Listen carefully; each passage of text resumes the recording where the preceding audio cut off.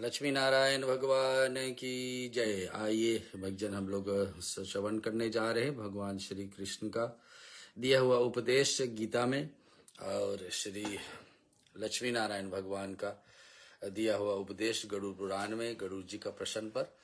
और विषय यही रहेगी कि गरुड़ पुराण में जो है पितृपक्ष श्राद्ध में क्या क्या करना चाहिए वो सब हम लोग सुनते आए।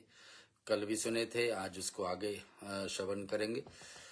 भगवान नारायण जिसका वैकुंठ धाम में जाने के लिए सभी लोग इच्छुक रखते हैं कि अंतिम में हमारे समय जब पूरा हो तो भगवान नारायण अपने धाम पर हम लोग को ले ले। तो ऐसे विचार से सभी लोग जीवन जीना चाहिए। नहीं, उसके लिए पहुंचने के लिए वहां तो हम लोग को हर एक प्रकार का प्रयास करना होता है। हर एक प्रकार का प्रयास करना होता है, क्या क्या विधि विधान को पालन करना होता है, कैसे सात्विक जीवन जीना है। ये सब विषय जो गरुड़ पुराण में जैसे लिखे हम आपके बीच में प्रस्तुत करेंगे।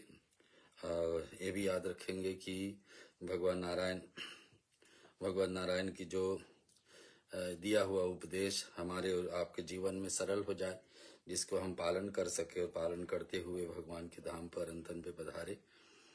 आज के लिए हम लोग दूसरा अध्याय धर्म कांड पे चलेंगे और जैसे विधि में जैसे ग्रंथ में लिखा है हम कोशिश करेंगे वैसे ही आपके बीच में बताए, ताकि उसमें समझाने में मेरा कुछ गड़बड़ी हो जाए, कुछ ठीक से समझा ना पाऊँ तो कि उसका असर अलग ना हो।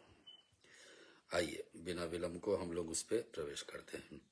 ओम श्रीमन्महागणाधिपते नमः। श्री लक्ष्मी नारायणायेभ्यो नमः। श्री उमा महेश्वरायेभ्यो नमः। ओम सचिपुंद्रायेभ्यो नमः। ओम मातपितृचरण कमलेभ्यो नमः। ओम इष्ट देवतायेभ्यो नमः। ओम कुल देवतायेभ्यो नमः। ओम ग्राम देवतायेभ्यो नमः। ओम वास्तु देवतायेभ्यो नमः। ओम सर्वेभ्यो देवेभ्यो श्री गुरुचरण कमलेभ्यो नमः। ओम परम ब्राह्मणे इति स्वस्ति वाचनम्।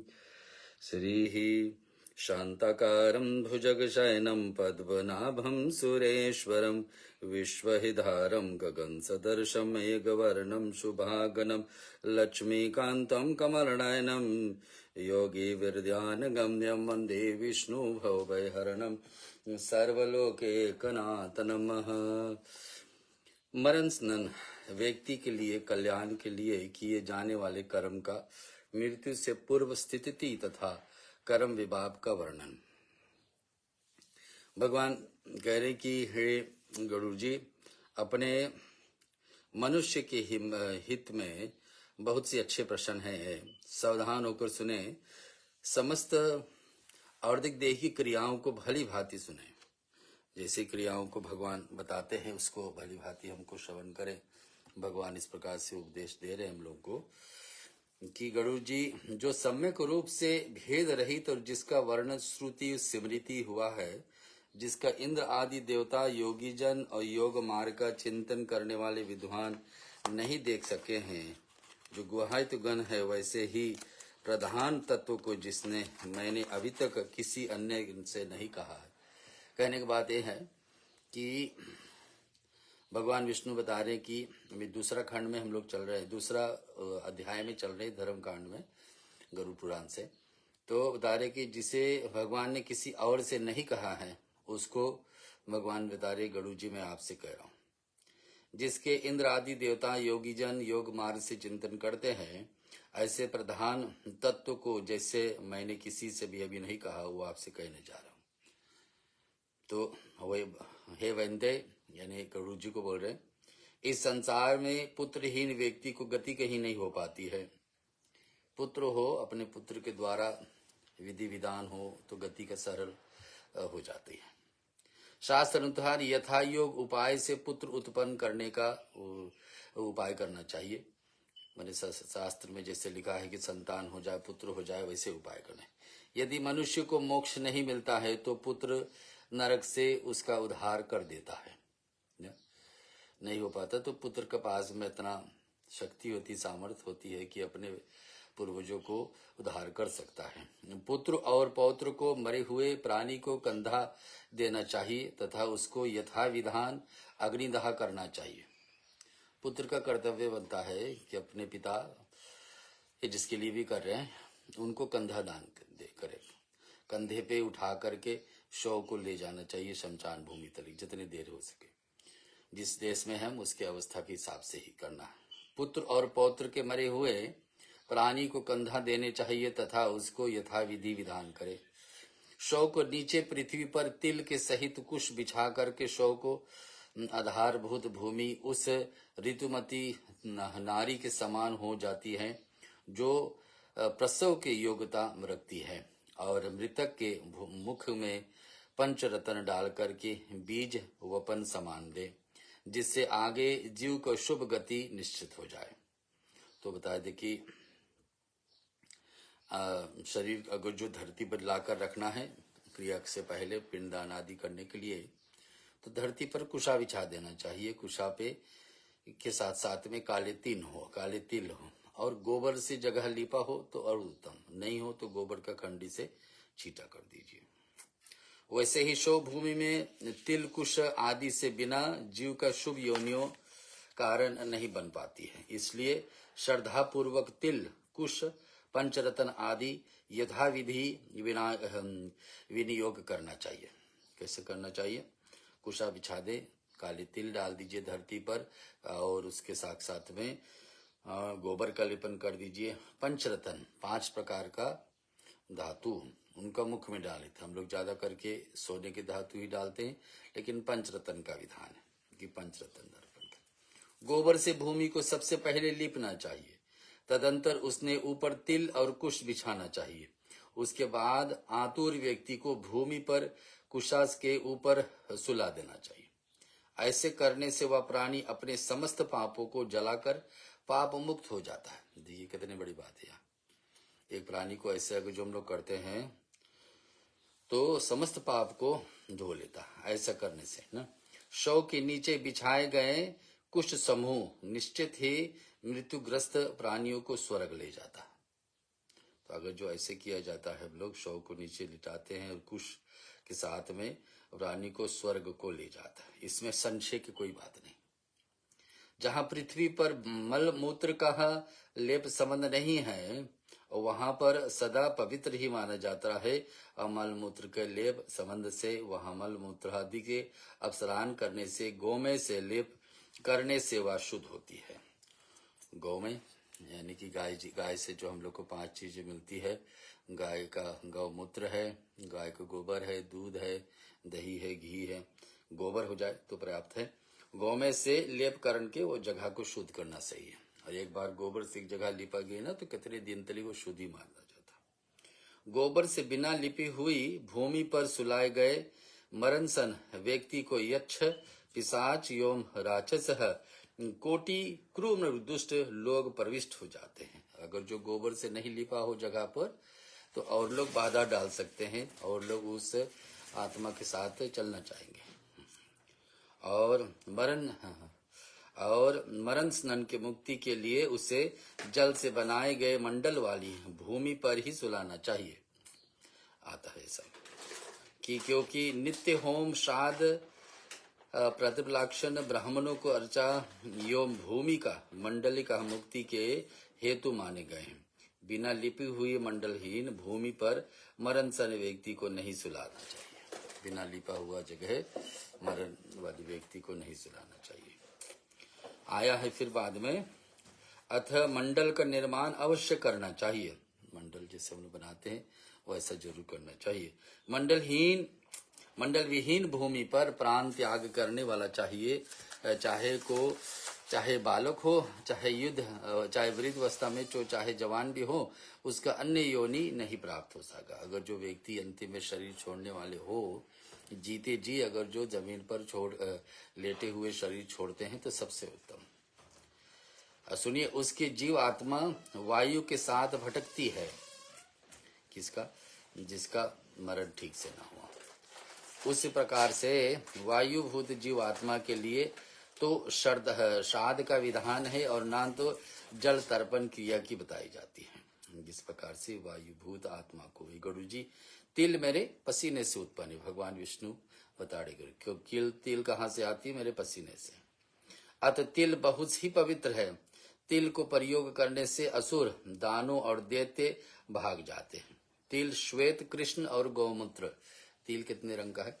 3 रंग का होता है, काले है, सफेद है और भूरा रंग का। तो तिल का प्रयोग करने से असुर यानी कि राक्षस स्वभाव वाले, दानव, दैत्य और तिल भाग जाते हैं। तो यही तो डर होता है कि तिल हम जिस आत्मा को हम लोग क्रिया करते हैं परिवार से, जो शरीर छोड़े हैं, उनका साथ में कोई और आत्मा जुड़ जाता है प्रेत योनि वाले, तो फिर उनको ना यात्रा में उनका भाग्य जो भी अर्पण करें उनका हिस्सा लेना चाहेंगे। तो तिल डाला जाएगा तो हमेशा वे मेरे पसीने के द्वारा किए गए समस्त पापों को नष्ट कर देते। तिल कितनी महानता है। तिल कहाँ कहाँ प्रयोग होती है? हर एक हवन विधि में होती है। दान करना, हमेशा कुछ दान करना हो, समान आदि किसी क्रिया आदि से जोड़ के अलग से, तो उस समय तिल रखे और पितरों का पूजन में ऐसी भावना करना चाहिए ऐसे कि तिल का दान स्वर्ण के 32 शेर तिल के दान का समान है। स्वर्ण दान जैसे कर रहे हैं ना, सोने का दान, तो स्वर्ण का 32 शेर तिल के समान तर्पण करने के विधान है। भजन आपके बीच में मैं सुना रहा हूँ गरुड़ पुराण, आप सुनिए। धर्म कांड की है, दूसरे अध्याय में हम प्रवेश है। तर्पण दान योम होम दिया गया, तिल का दान अक्षय होता है।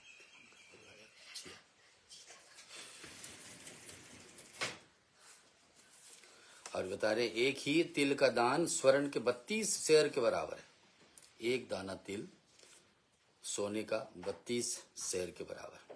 तर्पण दाम योम होम दिया गया, तिल का दान अक्षय होता है। तर्पण में, दान में और होम में तिल अर्पण किया गया तो कैसे होता है? अक्षय, यानी कि उसका पुण्य हमेशा हमेशा रहती है आपके पास। कुश मेरे शरीर के रोहां से निकले हैं, भगवान विष्णु बता रहे गरुड़ जी से, और तिल की उत्पत्ति मेरे पसीने से होती है। इसलिए देवताओं को तृप्ति के लिए मुख्य रूप से कुश की और पितरों की तृप्ति के लिए तिल की आवश्यकता होती है। देवताओं और पितरों की तृप्ति विश्व के लिए उपजीय रक्षक होने के कारण विश्व की तृप्ति हेतु है। अतः आप स्वयं आदि श्राद्ध की जो विधियां हैं बताए गए हैं उसको बता रहा हूं। उन्हें विधियों को अनुसार मनुष्य को ब्रह्मा, देवेश्वर तथा पितृजनों को स्तुतिदन करना चाहिए। अब सो आदि हो करके तिल का मैं आपको बता रहा हूँ भजन।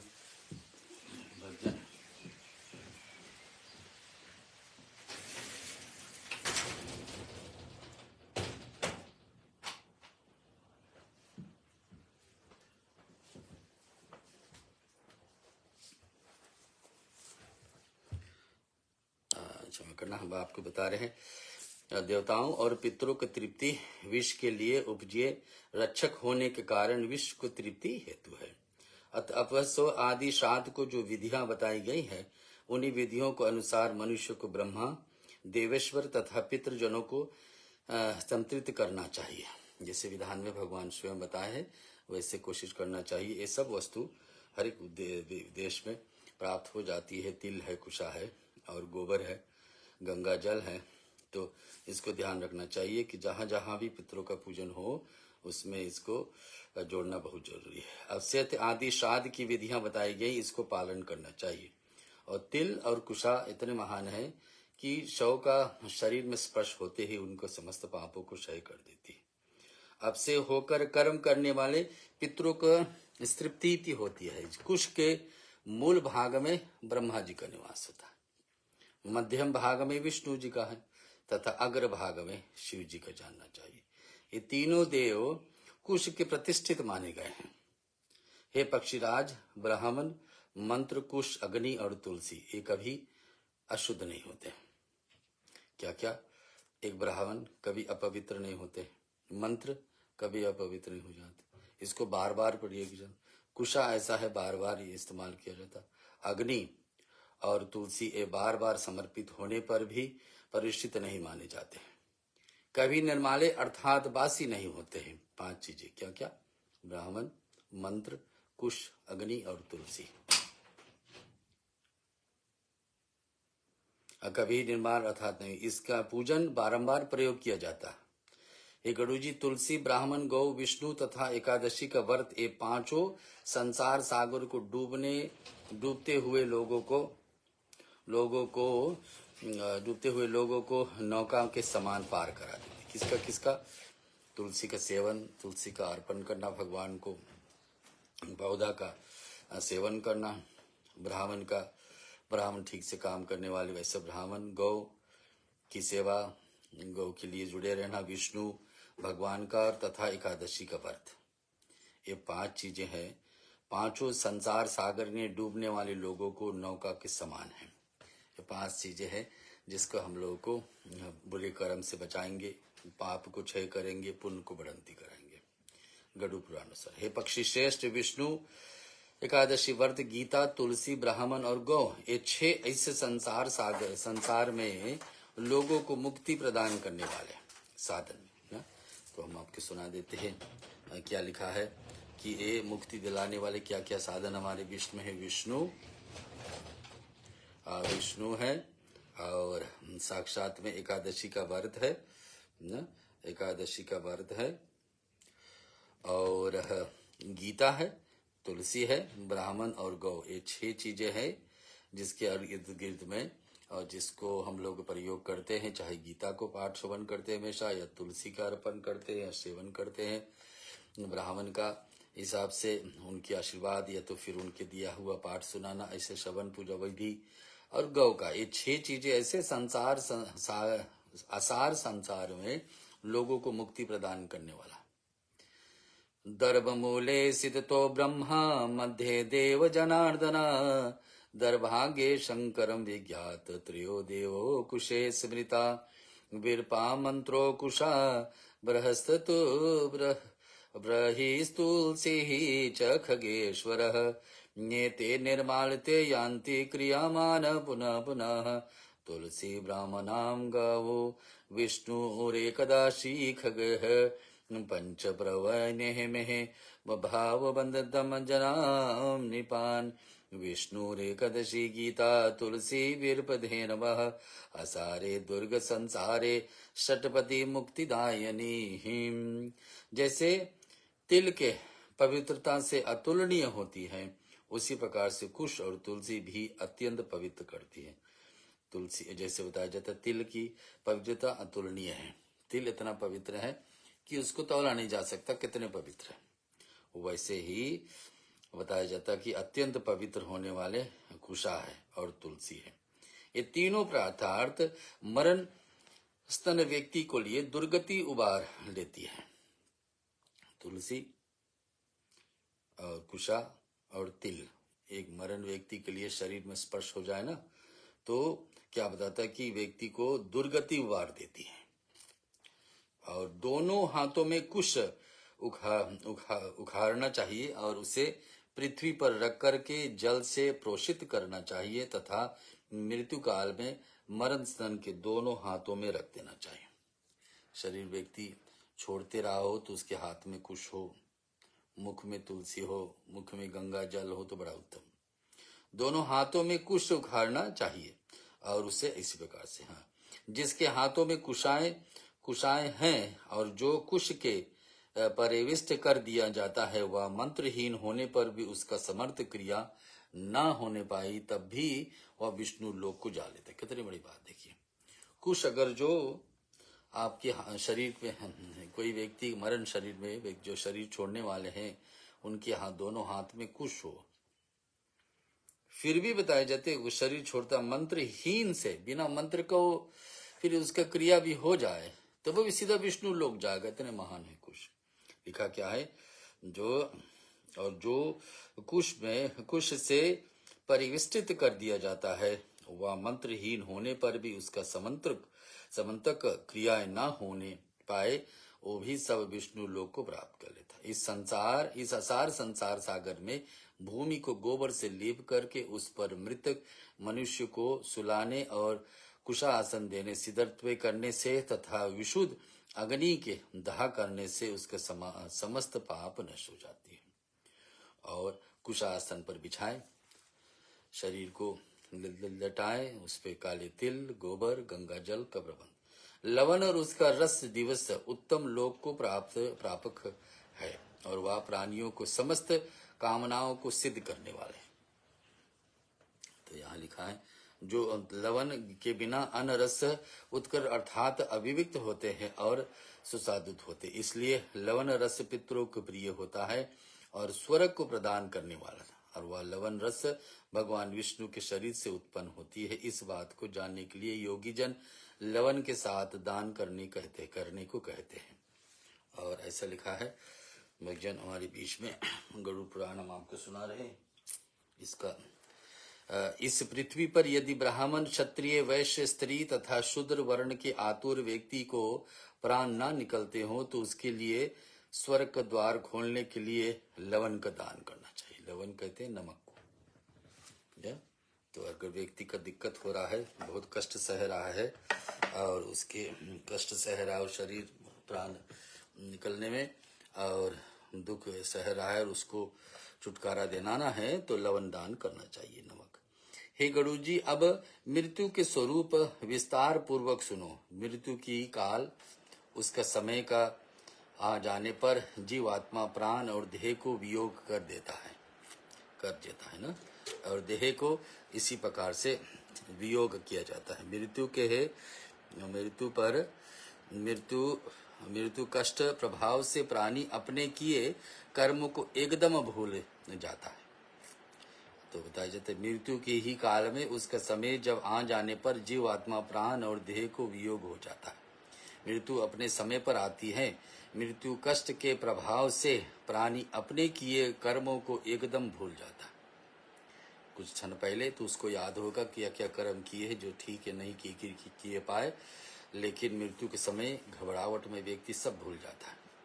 मृत्यु कष्ट के प्रभाव से प्राणी अपने किए कर्मों को एकदम भूल जाता है। जिस प्रकार वायु मेघमंडल के इधर उधर खींचता है, इसी प्रकार से प्राणी काल के वश में रहता है। सात्विक, राजस और तामस गीता हमेशा बताती 3 प्रकार का कर्म हमारे होती है, और इस प्रकार से उसी प्रकार से प्राणी को ये सभी भाव काल के वश में होता है। प्राणियों में भी काल के अनुसार अपने अपने प्रभाव विस्तार करते, जैसे जैसे हम जीवन में कर्म किए होंगे ना, सात्विक कर्म अथवा राजस कर्म अथवा फिर तामस कर्म, वैसा अंत में उसका प्रभाव आएगा ऊपर। सूर्य, चंद्र, विष्णु, वायु, इंद्र, अग्नि, आकाश, पृथ्वी, मित्र, औषधि, आठों वसु, नदी, सागर और भाव अभाव, ये सभी काल के अनुसार यथा समय उद्भुत होता है, बढ़ते हैं और घटते हैं, जो हम नाम दिए। और मृत्यु उपस्थित होने पर काल के प्रभाव से विनष्ट हो जाते। हे गरुड़ जी सुनो, जब मृत्यु आ जाती है तो उसके कुछ समय पूर्व देवयोग से कोई रोग प्राणी शरीर से उत्पन्न हो जाता है। जब शरीर एकदम अंत में सांस, आखिरी सांस आ जाती है व्यक्ति का, मृत्यु के समय जब आ ही जाती है, तो देवयोग से कोई रोग प्राणी को शरीर को उत्पन्न कर ही लेता, कोई न कोई रोग। इंद्रियों विकल हो जाती है और बल, ओज तथा वेग स्थिर हो जाता है। एकक प्राणियों को करोड़ों बिच्छुओं के एक साथ काटने जो अनुभव होते हैं, उससे मृत्यु जनित पीड़ा का अनुमान करना चाहिए। जितने बिच्छू काटने से जैसा कष्ट होता है, वैसे ही कष्ट होता है जब प्राण और शरीर और आत्मा अलग होती है। उसके बाद चेतना समाप्त हो जाती, जड़ता आ जाती है। तदंतर यमदूत उसके समीप आकर खड़े हो जाते हैं शरीर छोड़ने पर। तदंतर जो यमदूत आ जाते, उसी समय प्राण कंठ में आ जाता है। मृत्यु के पूर्व मृतक का रूप वित्सत हो उठता है और फेन उगलने लगता है और मुंह लार से भर जाता है, ये अंतिम सांस पर। उसके बाद शरीर के भीतर विद्यमान रहने वाला वह अंगुष्ठ प्रणिमान पुरुष हाहाकार करता हुआ तथा अपने घर को देखता हुआ यमदूतों के द्वारा यमलोक में लिया जाता है। जैसे व्यक्ति शरीर छोड़ता है तो इसको इस लोक में उठा करके यमदूत उसको यमलोक ले जाएंगे, यम यातनाएं कराएंगे। मृत्यु के समय शरीर में प्रवाहित वायु प्रकृत होकर के तीव्र गति को प्राप्त करती और उसी के है शक्ति से अनित्य उसमें प्रफित होते हैं और बिना ही ईंधन प्रवृत्त आष्टम प्राणी को मर्म स्थानोभेदन करने लगती, जिसके कारण प्राणी अत्यंत कष्ट की अनुभूति करती है।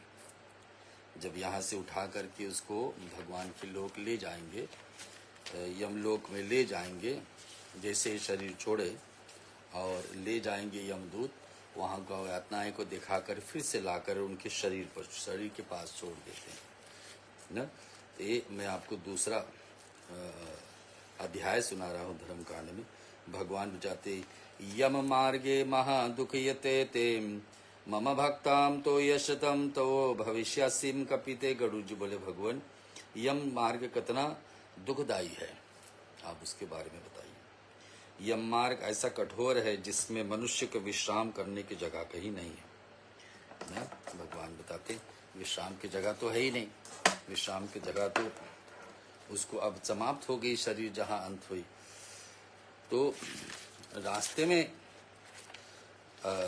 रास्ते में जब लेके जाते हैं, हम लोग पहले कल सुन चुके हैं जो 16 नरक का वर्णन सुने थे।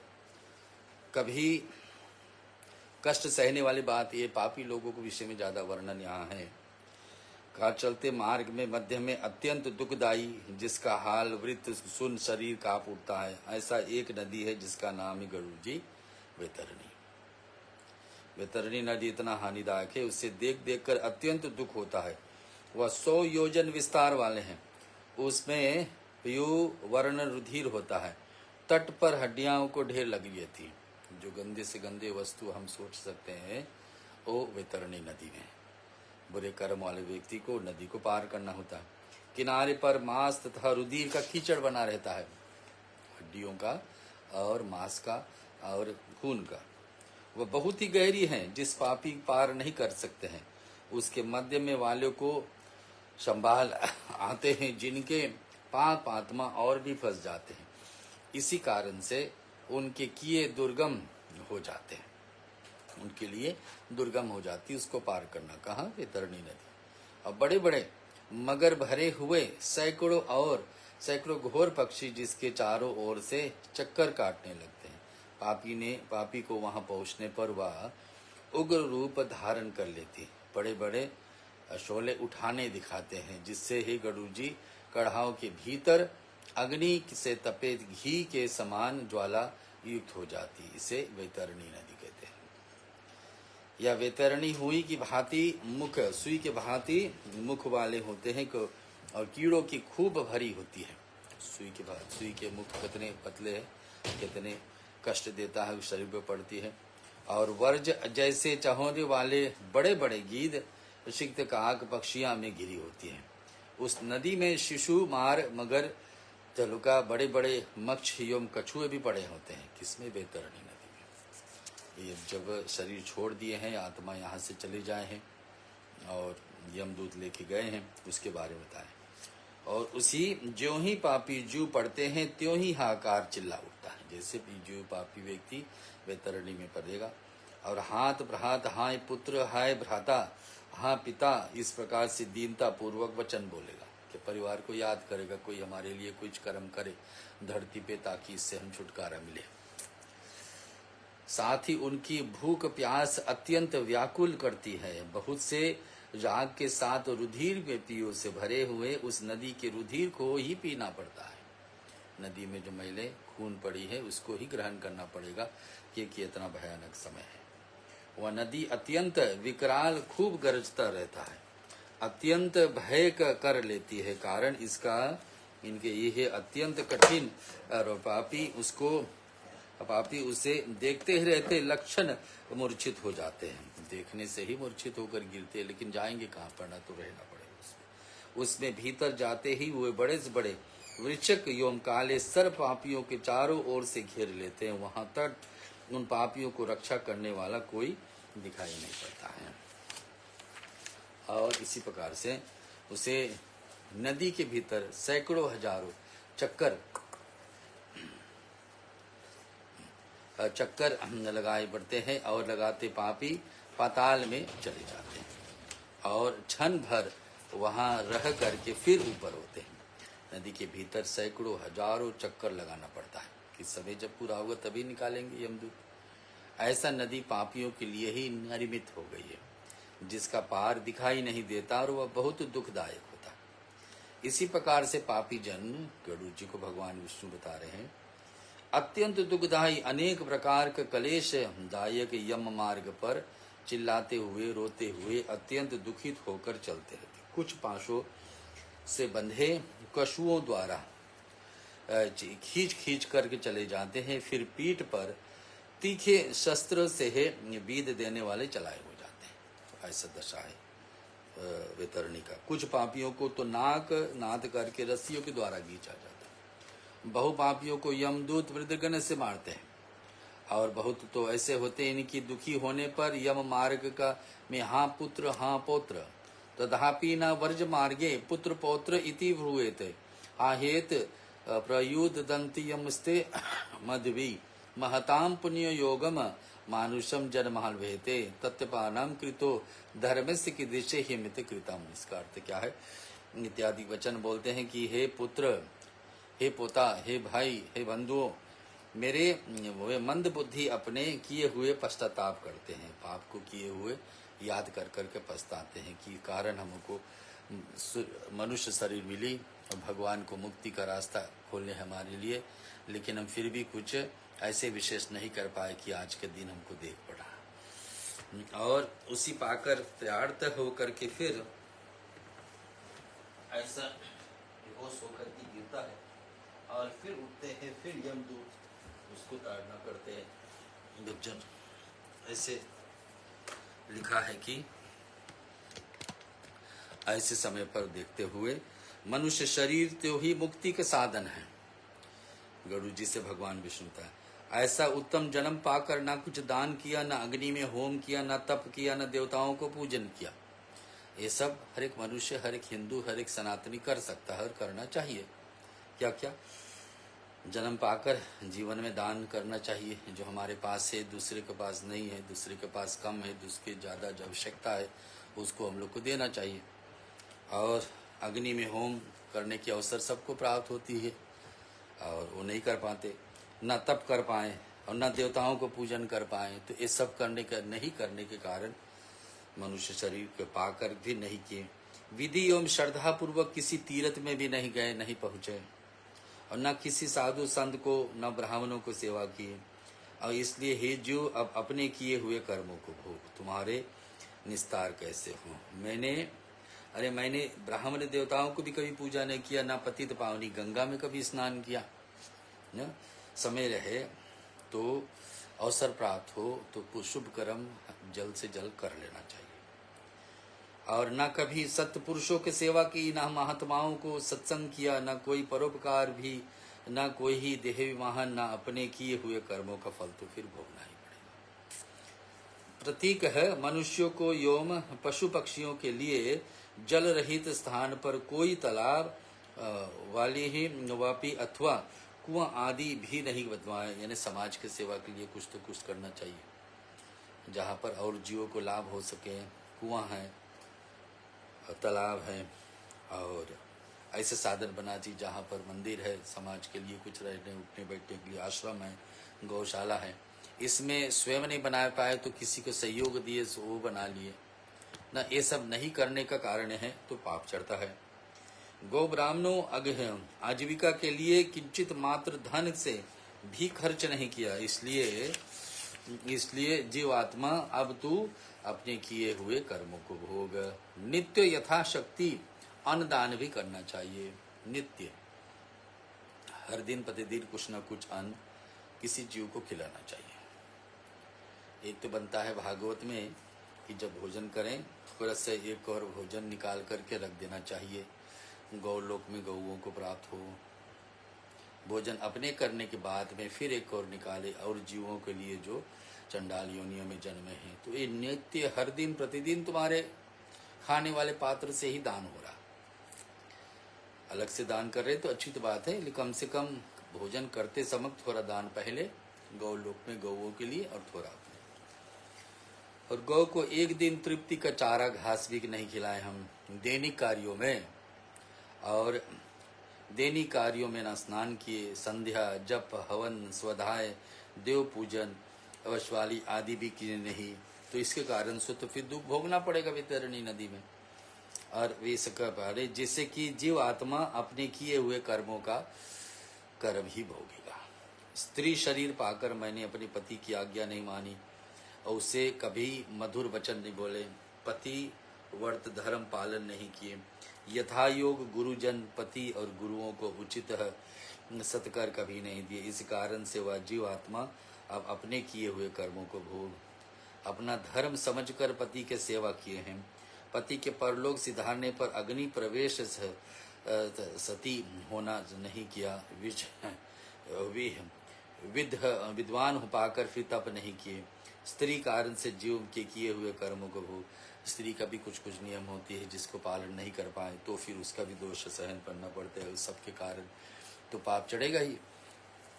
एक महीने में उपवास, महीने में एक दिन उपवास तो सबको रखना चाहिए, बताए गरुड़ पुराण बता रही। कम से कम हर एक व्यक्ति को एक दिन तो उपवास रखना। किस दिन? पूर्णिमा को व्रत रख लो, चंद्रायन को, भगवान चंद्र जो तब पूरे आकार में रहते हैं ना फुल मून पे, तो उस दिन व्रत रख लो। कम से ये भी नहीं कर पाए तो फिर भगवान क्या करें, तो कम से कम महीने में एक दिन व्रत। रीति के चंद्रायन व्रत के द्वारा अपने शरीर को निर्बल बनाने के लिए चेष्टा नहीं की। स्त्री के शरीर बहुत दुखों प्राप्त होती और पूर्व जन्म के विक्रमों से ही प्राप्त होता, ऐसा स्त्री के शरीर पाकर अपने सुधार के लिए मैंने कुछ भी कर्म नहीं किया। इस प्रकार से गरुड़ जी वह प्रेत आत्मा और पूर्व शरीर द्वारा किए गए दुष्कर्मों को स्मरण करके पश्चाताप करता है, हाथ मल मल कर कहता है कि मनुष्य का ये शरीर अब मुझे मिलने को नहीं, तो ये चीखता रहता है। अब सोचता है कि शरीर मिली थी तो हम नहीं कर पाए उसमें से। तब 17 दिन तक वायु वेग के साथ अकेला जल व प्रेत आत्मा 18वें दिन है गरुड़ जी सोमपुर पहुंचता है, जिससे बहुत से प्रेत रहते हैं। वहां जाकर पुष्प भद्रा नदी है, प्रदर्शन न्याग्र वहां का राजा है। अब भगवान यहाँ बताते कि 12 रात्रि तक तो आत्मा धरती पर रहती है और वहां से 13वां दिन पर यहाँ इस लोक छोड़ करके भगवान धाम, तो यहाँ पहुंचा दिए भगवान। अभी कहाँ हम लोग पहुंच गए 18 दिन में। 18 दिन में कहाँ पहुंच रहे आत्मा? स्वयंपुर यमलोक में। वहां पहुंचकर यमदूत थोड़ा विश्राम देते हैं, जहां वहां प्रेत आत्मा अपने स्त्री पुत्र बंधुओं को सुख स्मरण करके दुखी होता है। परिवार के जो लोग छूट गए उनको याद करके दुखी होता है।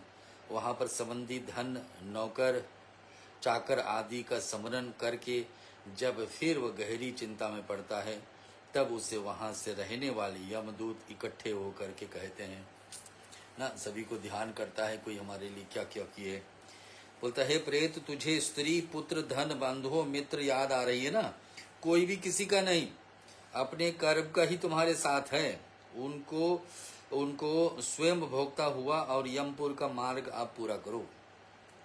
यमदूत याद दिलाते कि जिसके इसके भी आप याद कर रहे हैं, कोई आपका काम का नहीं है। स्त्री हो पुत्र हो धन हो बंधुओं हो मित्र हो, याद कर रहे हो उनको सबको, लेकिन कोई काम का नहीं है। ये तो तुम्हारे कर्म ही आगे साथ दे रहा।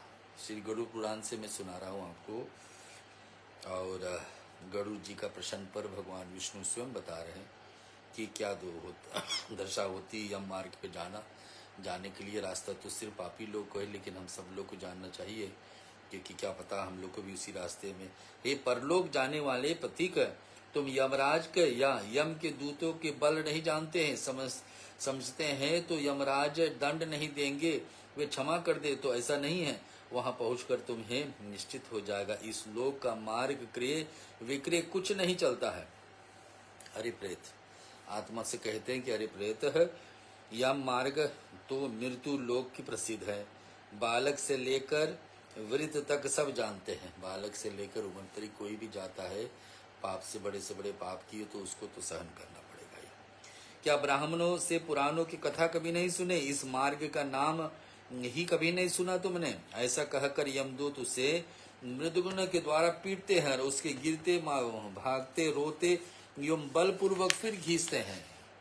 यमदूत इस पूर्व में कुछ विश्राम पाकर प्रेत के बेटे बता रहे हैं कि इस प्रकार से कुछ विश्राम पाकर प्रेत के बेटे पोते स्नेह में मांस पिंड यदि दान करते हैं तो उसे मिलता है। तदंतर वो सौरीपुर पहुंच जाता है। इतना होते होते 1 महीना के जब समय हो जाती है और उसके नाम से कुछ पिंड निकला है। आज के विधि विधान में लोग क्या करते हैं, 13वीं पर ही पूरे वर्ष का पिंड निकाल देते हैं।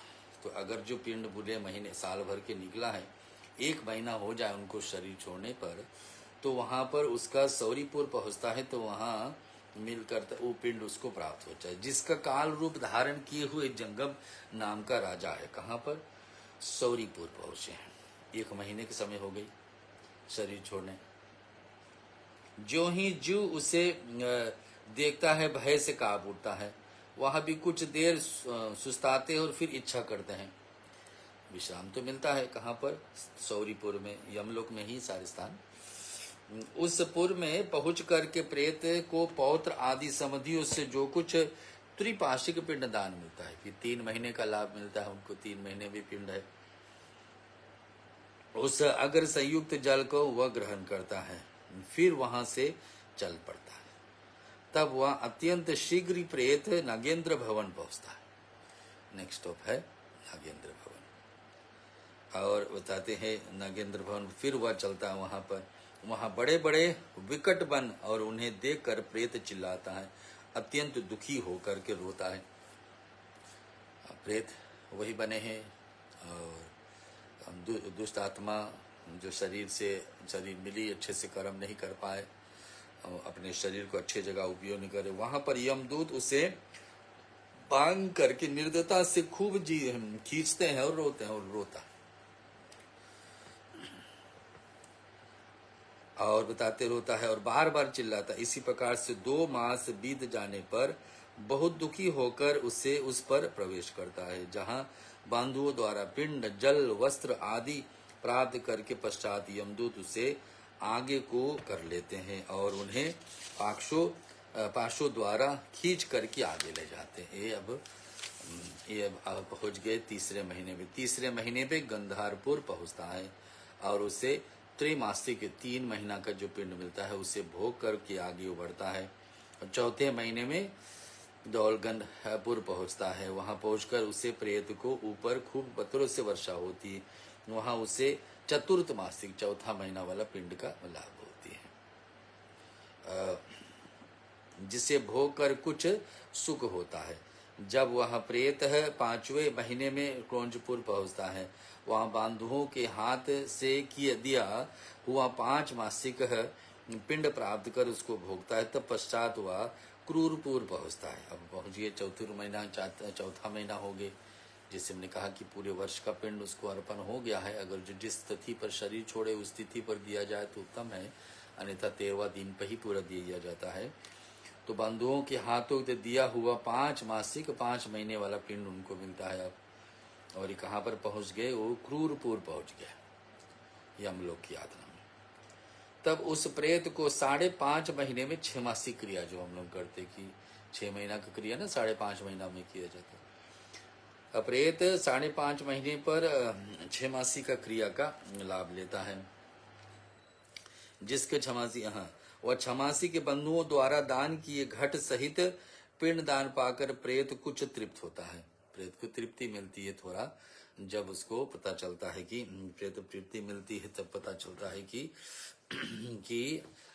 उसको नाम से कुछ ना कुछ दान हुआ, उसके नाम से कुछ ना कुछ दान हुआ। क्या दान हुआ हम सुनेंगे भक्तजन। एक हम आपके बीच में आज दूसरा दिवस का सत्संग चल रही है और विश्राम जरूरते चमासी क्रिया के बाद में फिर चित्र भवनपुर में यमराज के छोटे भाई विचित्र नाम का राजा का राज्य करते हैं। वे बड़े ही मोटे शरीर वाले हैं, उन्हें देखते ही डर करके भागने लगते हैं। और तब दूसरा अध्याय में आपको सुना रहा हूँ।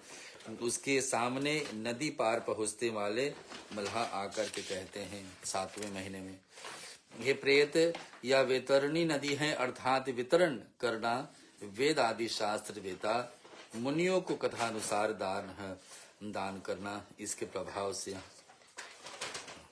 इस वैतरणी नदी पार कर रहता है। इससे इसका नाम वैतरणी है। हम तुम्हें इसके पार पहुंचा देने वाले नाव दिखाए हैं। यदि तुमने जीवन में कुछ दान किए हैं तो इसी नाव के द्वारा आप पार कर सकते। किस व्यक्ति को नाव मिलेगी? भक्तजन, उस व्यक्ति को नाव मिलती है जो जीवन में काला गाय दान किए। गौ की सेवा बड़ी महान होता है, परंतु यह समझ लो कि यह नाव उसी के पास ही आएगा जिसने गौदान किया है। गौदान किए बिना किसी के पास और नहीं जाने वाला। तो हम सबको जीवन में कोशिश करना चाहिए कि अकेले अपने कमाई से जीते जी एक गाय दान कर ले। पति पत्नी है तो अलग अलग 2 गाय दान करना चाहिए, क्योंकि जो पहले गया शरीर छोड़ के गया उसको पहले प्राप्त हो जाएगा, तो दूसरे वाला को फिर क्या मिलेगा। तो ऐसे अलग अलग व्यक्ति को अलग अलग गाय जीवन में एक ना एक बार दान कर देना चाहिए। ऐसा जगह पर, ऐसा आश्रम में, ऐसे गौशाला में दान करना चाहिए जहां दूध का सेवन भगवान की पूजा पाठ में यह सात्विक व्यक्ति को मिले। पुकारने लगता है। उस समय प्रेत को देखकर नदी आम पर चढ़ाने के तेल की भांति उबलने लगता है। पापी लोगों को देख करके वैतरणी नदी के विषय में चर्चा है यमलोक में। और प्रेत उसी नदी को देखकर चिल्ला उठता है। उस पाप आत्मा ने मनुष्य जन्म पाकर कुछ दान जीवन में नहीं किए, इसलिए वह वैतरणी में डूबता है। जब यमदूत आकाशचारी होकर मछलियों के फंसाने वाले मच्छियों से भांति प्रेत को मुंह में काटा चुमा करके मछलियों की भांति उसको निकालते हैं, वहां उसे 6 मासिक पिंड को जो मिलती है वो भक्षण कर आगे बढ़ता है। 6 मासिक पिंड उसकी तृप्ति नहीं करा पाती, क्योंकि भूख प्यास और पेरिश और व्याकुल हो मार्ग में रोता और चिल्लाता आगे बढ़ता है।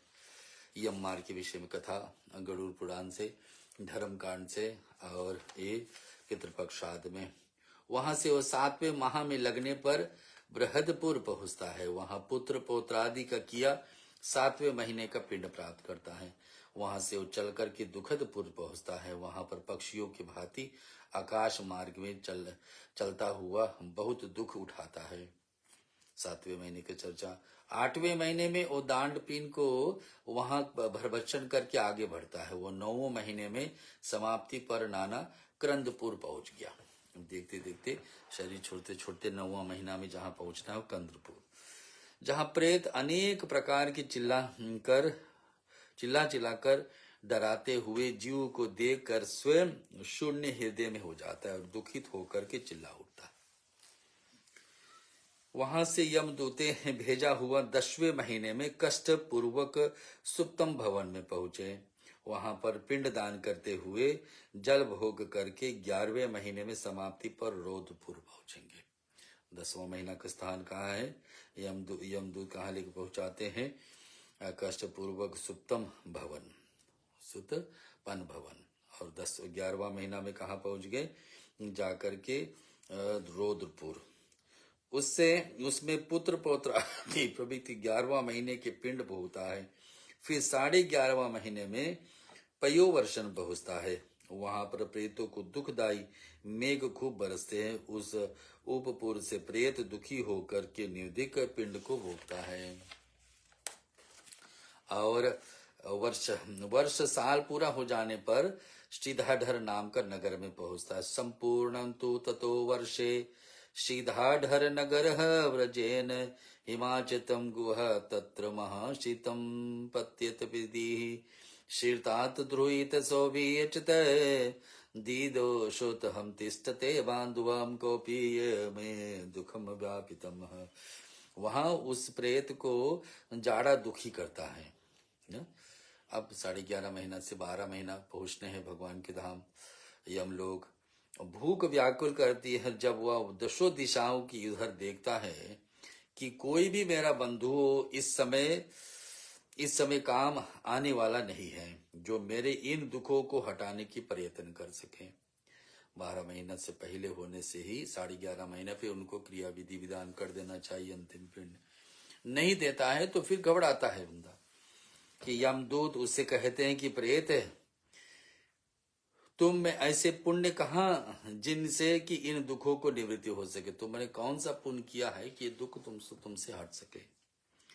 तब वहां 12वां महीना का मास का जो पिंड भोग करके कुछ धैर्य पाता है, पूरा वर्ष हो जाने पर यमपुर के निकट बृहतिपुर में पहुंचता है। तब वहां जाकर पिंडों द्वारा निर्मित एक हाथ प्रमाण से पहले शरीर को वो प्रेत उसे छोड़ देता है। 12 महीना में शरीर छोड़ने, इसी कारण तो 1 साल का क्रिया किया जाता है, बर्षी बोलते हैं। तो एक हाथ के प्रमाण के पहले शरीर उसको छोड़ देते हैं, हाथ के बराबर जो शरीर लेके गए थे वो छोड़ देते वहां पर। हे गरुड़ जी, अंगुष्ठ प्रमाण वाय आयुन प्रेत का जीव कर्म भोगने के लिए यम यातना से शरीर में आकर जाता है। अंगुष्ठ यानी अंगूठे के बराबर शरीर फिर मिल जाता है। अंगुष्ठ मात्रो वायुष्टम कर्म भोगाय खेचर यातने मम साग सगयाम पे प्रयाति चह और देकी का नादि तृतीयन्न कश्यप ये कष्टे नम याति गृताम ढीर बंधुए। यहाँ बता रहे फिर शरीरधारी प्रेत को यमदूत पकड़ करके ले जाते हैं। हे कश्यप हे कश्यप नंदन गरुड़ जी, जिन लोगों ने अंत होने से पूर्व परलोक सुधार से निमित्त कुछ भी दान किया है, उन्हें ढेर बंधन पाकर यमदूत द्वारा कष्ट भोग कर यमलोक जाना पड़ता है। अंतिम समय तक भी व्यक्ति कुछ न कुछ दान कर ले। अंत समय वाली दान बड़ी महान माना जाता है कि अंत समय में हम लोग प्रायश्चित कर ले कि जीवन में ऐसा से गलती हुआ, अब उसके लिए कुछ हम लोग को दान कर लेना चाहिए। तो अंतिम समय में जो व्यक्ति दान करता है उसका भी बड़ा काम आता है। इसमें उन्हें ढीर बंधन पाकर यमदूते द्वारा कष्ट भोग कर यमलोक जाना पड़ता है। धर्मराज से किसके लिए जाना, जो नहीं कर पाए, क्षमा करना। धर्मराज की उसी पुरी में 4 द्वार हैं। यमराज मृत्यु के देवता है, उसका 4 द्वार है इसका पुरी में। भगवान कहते हैं कि उनमें से दक्षिण द्वार के विषय में मैं आपको बताया। अभी तक जो कल और आज हम लोग सुने ना, दक्षिण द्वार, दक्षिण यानी साउथ की तरफ से मैंने तुम्हें सुनाया। और यहाँ भी सुना दिया कि किस प्रकार से कष्ट से महाघोर भूख प्यास थकान और पीड़ित प्रेत आत्मा दक्षिण द्वार में यमपुरी पहुंचेगा। अब पहुंचा तो है 1 वर्ष बाद, लेकिन उसके क्या क्या रास्ते में सताई, भूख सताई, प्यास सताई, थकान शरीर का, पीड़ित और प्रेत आत्मा। शरीर में पीड़ा में है और थकान अलग है, प्यास अलग है, भूख अलग है। ये सब सहन करते करते 1 वर्ष बाद तो कहीं पहुंचता है। वहां प्रेत आत्मा दक्षिण द्वार से यमपुर पहुंचेगा। और क्या सुनना चाहेंगे, ये गरुड़ जी के पास प्रश्न छोड़ करके भगवान विष्णु दूसरा अध्याय को पूरा करें। इति श्री गरुड़ पुराणे सरोदारे यम मार्ग निरूपे नाम द्वितीय अध्याय संपूर्ण। बोलो लक्ष्मी नारायण भगवान की जय। श्रीमन्नारायण नारायण नारायण लक्ष्मी नारायण नारायण नारायण। श्री हरि नारायण नारायण नारायण लक्ष्मी नारायण नारायण नारायण। भजमन नारायण नारायण नारायण। श्री हरि नारायण नारायण नारायण। लक्ष्मी नारायण भगवान की जय। भजन भी आपकी बीच में एक भजन सुना करके और आज की विषय को यहाँ विराम देंगे। कल फिर आशा रखेंगे आप हमारे साथ जुड़ेंगे। और सुबह के वेला में तर्पण है। अपने रिश्तेदारों के लिए जो भी कोई तर्पण करना चाहे तो फेसबुक माध्यम से रेडियो सरगम ऑस्ट्रेलिया, हिंदी कोसमस पेज दोनों पे आप जुड़ सकते हैं हमारे साथ। आज जुड़ने के लिए सभी को धन्यवाद। हम लोग एक भजन के साथ मधुर अष्टकम से साथ में आज को विराम दे रहे हैं। अदरम मधुरम वदनम मधुरम नयनम मधुरम हसितम मधुरम हृदये मधुरम गमनम मधुरम मधुराधिपतेरखिलम मधुरम वचनम मधुरम चरितम मधुरम वसनम मधुरम वलितम मधुरम चलितम मधुरम भ्रमितम मधुरम मधुराधिपते रखिलम मधुरम नित्यम मधुरम सख्यम मधुरम मधुराधिपतेरखिलम मधुरम गीतम मधुरम पीतम मधुरम भुक्तम मधुरम सुप्तम मधुरम रूपम मधुरम तिलकम मधुरम मधुराधिपतेरखिलम मधुरम कर्णम मधुरम तरणम मधुरम हरणम मधुरम स्मरण मधुरम वमितम मधुरम शमितम मधुरम मधुराधिपते रखिलम मधुरम गुंजा मधुरा माला मधुरा यमुना मधुरा वीची मधुरा सलिलम मधुरम गमलम मधुरम मधुराधिपतेरखिलम मधुरम गोपी मधुरा सृष्टिम मधुरा गोपी मधुरा लीला मधुरा युक्तम मधुरम भुक्तम मधुरम दुष्टम मधुरम शिष्टम मधुरम मधुराधिपतेरखिलम मधुरम गोपी मधुरा गाओ मधुरा सृष्टिमि मधुरम सृष्टिमि मधुरम दलितम दलितम मधुरम फलितम मधुरम मधुराधिपते रखिलम मधुरम मधुराधिपते रखिलम मधुरम। लक्ष्मी नारायण भगवान की जय। शांति पाठ की तरफ चलते। आज हमारे साथ जुड़े के लिए कोटि कोटि प्रणाम। आशा रखेंगे कल फिर हमारे साथ आप शामिल हो पाएंगे। सुबह के समय तर्पण और शाम के समय ज्ञान उपदेश भगवान विष्णु का दिया हुआ गरुड़ पुराण के माध्यम से आप सभी को बीच में। ओम त्र्यंबकम यजामहे सुगंधिन पुष्टिवर्धनम उर्वारुकमिवां वन्दनारमृत्युर्मोच्यमामृतात्। ओम त्र्यंबकम यजामहे सुगंधिन पुष्टिवर्धनम उर्वारुकमिवां वन्दनारमृत्युर्मोच्यमामृतात्। ओम त्र्यंबकम यजामहे सुगंधिन पुष्टिवर्धनम उर्वारुकमिवां वन्दनारमृत्युर्मोच्यमामृतात्। ओम सर्वेषां स्वस्तिर्भवतु सर्वेषां शान्तिर्भवतु सर्वेषां पूर्णं भवतु सर्वेषां मङ्गलं भवतु सर्वे भवन्तु सुखिनः सर्वे सन्तु निरामयाः सर्वे भद्राणि पश्यन्तु मा कश्चित् दुःखभाग् भवेत्। ओम असतो मा सत्गमया तमसो मा ज्योतिर्गमया मृत्योर्मामृतं गमया। ओम पूर्णमदः पूर्णमिदं पूर्णात् पूर्णमुदच्यते पूर्णस्य पूर्णमादाय पूर्णमेवावशिष्यते। ओम शान्तिः शान्तिः शान्तिः। त्वमेव माता च पिता त्वमेव बन्धु च सखा त्वमेव विद्या द्रविणं त्वमेव सर्वं मम देवदेवः। कायेन वाचा मनसेन्द्रियैर्वा बुद्ध्यात्मना वा प्रकृतिस्वभावेन करोमि यद्यद् सकलं परस्मै नारायणायेति समर्पयामि सदाशिवायेति समर्पयामि जगदम्बिकायेति समर्पयामि। लक्ष्मी नारायण भगवान की जय। आज जुड़ने के लिए सभी को धन्यवाद।